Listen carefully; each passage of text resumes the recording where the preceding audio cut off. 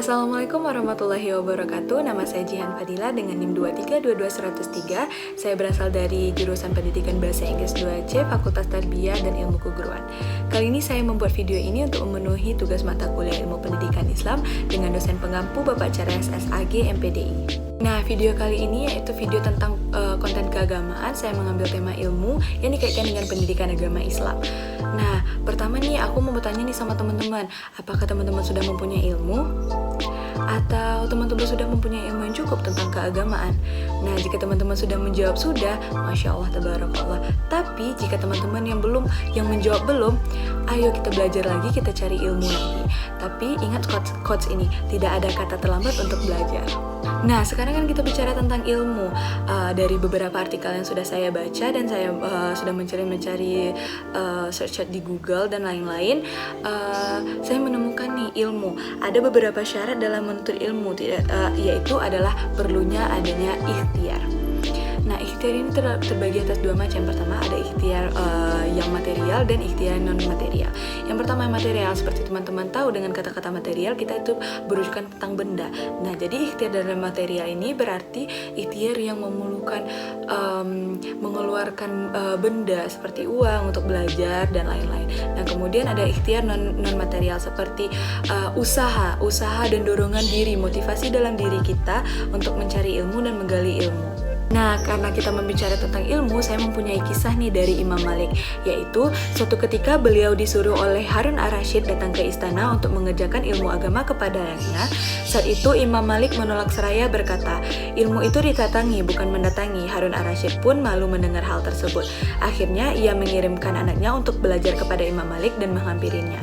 Kemudian Harun ar-Rasyid meminta Imam Malik untuk datang ke istananya untuk mengajarkan ilmu agama kepada anaknya. Imam Malik pun berkata kepada Harun ar-Rasyid, para ulama menjelaskan ilmu agama itu didatangi bukan ilmu yang mendatangi. Nah, dari kisah Imam Malik tersebut kita belajar nih bahwa bukanlah ilmu yang seharusnya mendatangimu, tapi kamulah yang mendatangi ilmu. Nah, maknanya di sini yaitu bukanlah ilmu yang akan mengejar-ngejarmu, tapi kamu yang mengejarkan ilmu. Seperti halnya kitalah yang harus giat belajar mencari ilmu, menuntut ilmu, menggali-gali ilmu agar kita mendapat pengetahuan yang cukup, agar tidak kita yang seperti dikatakan pada zaman sekarang ya, agar kita tuh tidak dikatakan seperti orang tidak mempunyai ilmu dan segala macamnya. Teman-teman kan sudah tahu kita sedang berada di era globalisasi yang sangat pesat, sangat berkembang.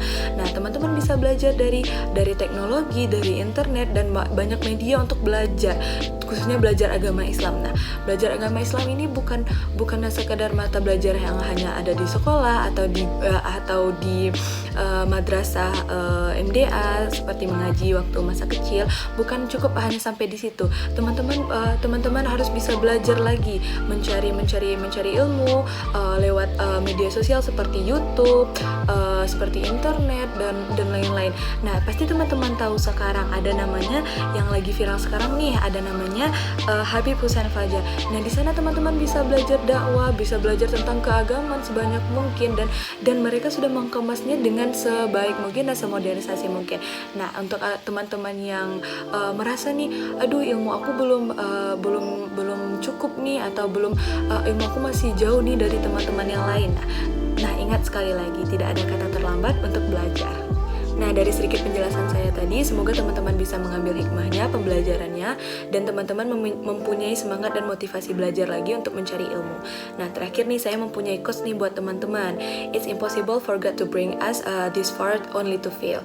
Nah, di sini Allah mengatakan tidak mungkin Allah membawa kamu sejauh ini hanya untuk gagal. So that's the point. So thank you to watching my video and bye. Assalamualaikum warahmatullahi wabarakatuh.